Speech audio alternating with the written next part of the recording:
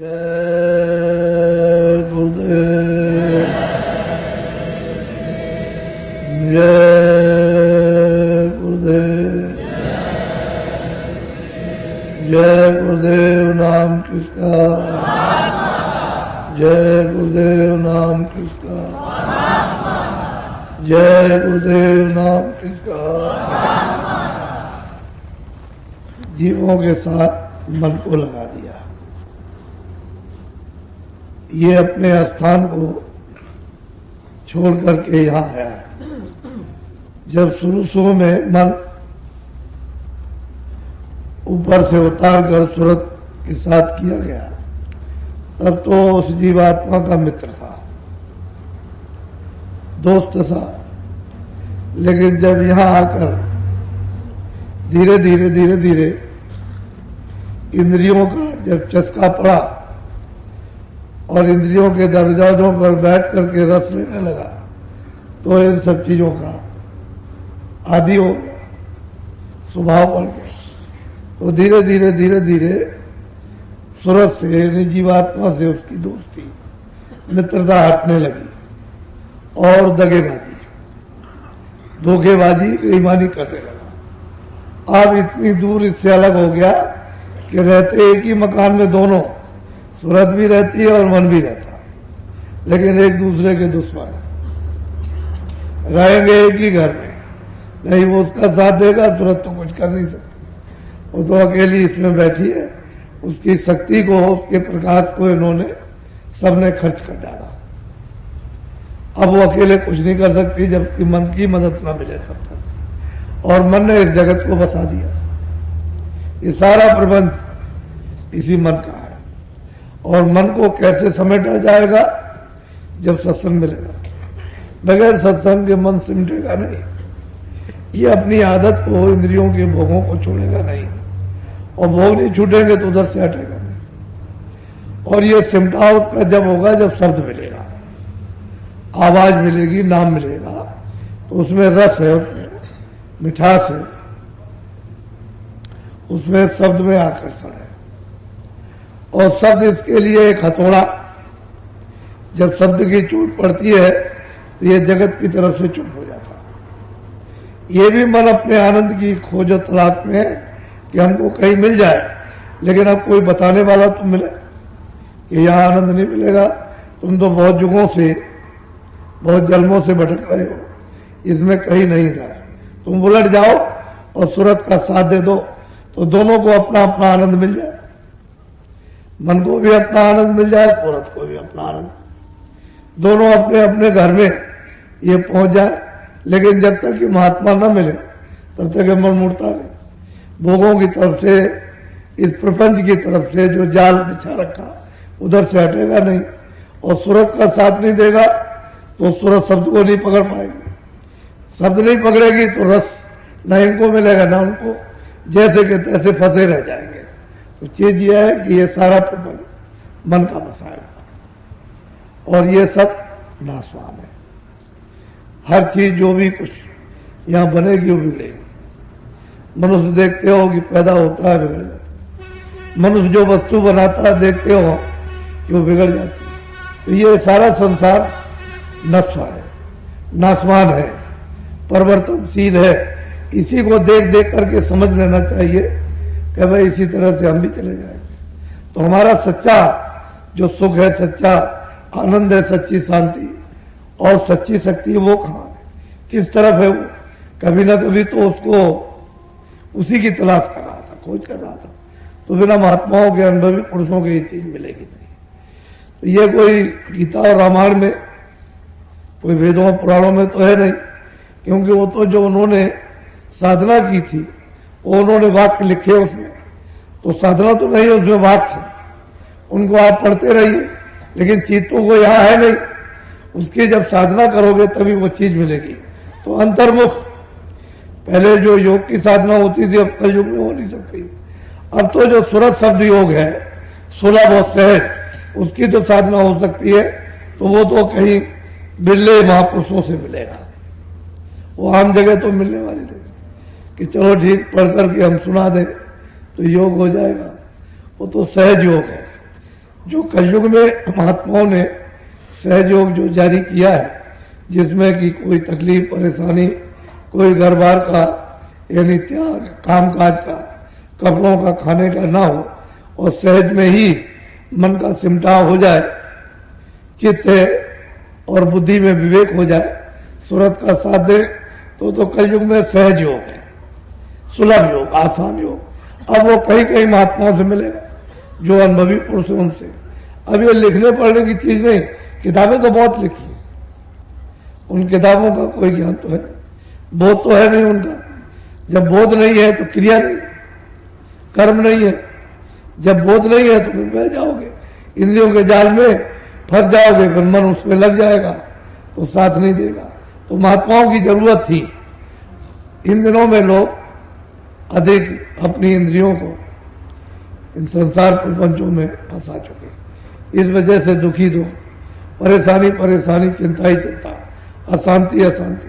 तो थोड़ा बहुत जब उधर से मुड़े तब तो उनको थोड़ी बहुत कुछ शांति का कुछ एहसास, ठंडक मालूम हो, लेकिन उधर से मुड़ते ही नहीं, उसी में ज्यादा लीन होते चले जाते। तो ऐसे जाते जाते वही समाप्त हो जाते, तो खेल खत्म हो जाएगा। मनुष्य मंदिर तो थोड़े दिन के लिए मिला है, तो इसे तो खत्म होना ही है, समाप्त होना ही है।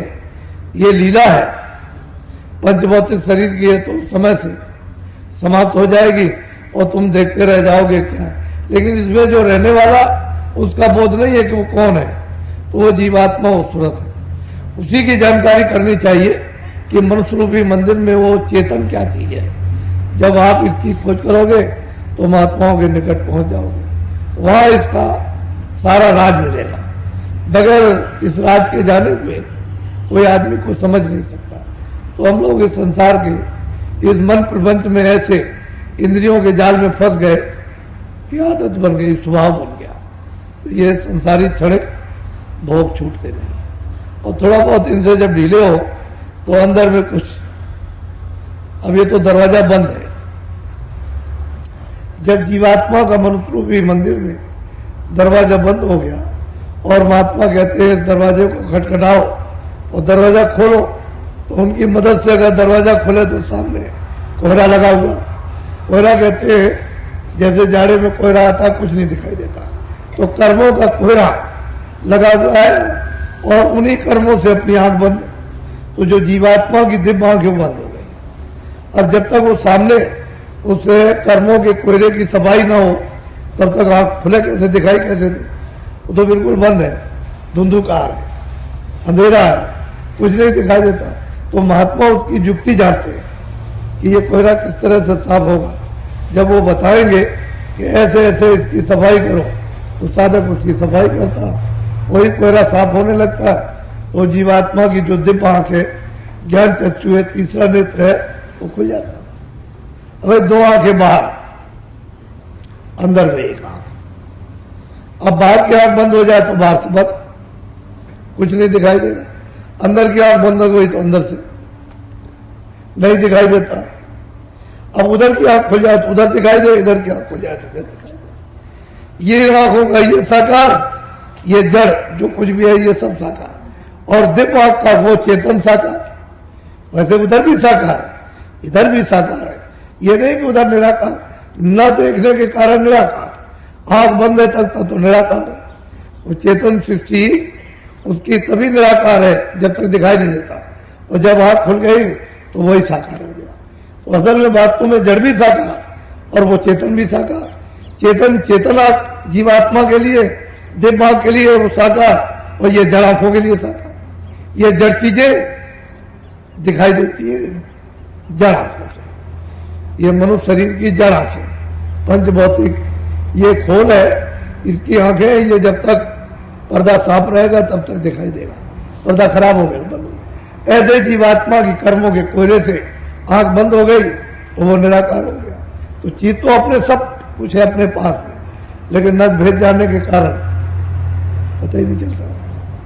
तो धीरे धीरे धीरे धीरे जब भेद मिल जाता और साधक साधना करता तो धीरे धीरे धीरे धीरे रास्ता, घाट खुलेगा। एकाएक कहो कि घाट खुल जाए, ऐसे नहीं, समय समय समय धीरे धीरे जैसे जैसे चलते जाओगे वैसे काम होता जाएगा। लेकिन कभी कभी अनुभव होता है भाग्य में, बुद्धि संसार का चिंतन करने लगे, इधर चित्त भाग गया, तो जब ये सब भाग जाएंगे तो काम करने वाला चला गया, तो घेर करके लाया जाता है कि चित्त भी इधर आए उधर मन भी इधर, और यहां आकर के लगे। तो साधना करते सफलता प्राप्त करते हुए भी मन अपनी आदत से संसार के क्षणिक भोगों की तरफ भागता है, क्योंकि वो उसकी आदत पड़ी हुई। ऐसे धीरे धीरे धीरे धीरे जब अंदर का रस मिल जाएगा और उस रस का जब वो आदी हो जाएगा तो ये छोड़ देगा, उसमें लग जाएगा। यही है साधना की, साधक की सफलता। और इसी में हम लोगों को थोड़ा सा परिश्रम करना पड़ता है कि भाई ध्यान में, भजन में, सुमरन में, ताकि मन उधर से थोड़ा बहुत रुक करके दरवाजे पर एकाग्र सूरत का साथ दे दे और जल्दी काम हो जाए। तो लग करके करना चाहिए। जब लग करके करोगे तो काम जल्दी होगा। और उस समय पर जब भजन करो, ध्यान करो, तो बराबर निगरानी रखो कि चित्त न जाए कहीं, न मन कहीं जाए, न बुद्धि किसी चीज पर विचार करे, चाहे अच्छा हो चाहे बुरा हो, वो रुके रहे, तो फिर कानों से सुनाई भी देने लगे, आंख से दिखाई भी देने लगे, शुरू हो जाए और मन बुद्धि चित्त भाग जाएगा।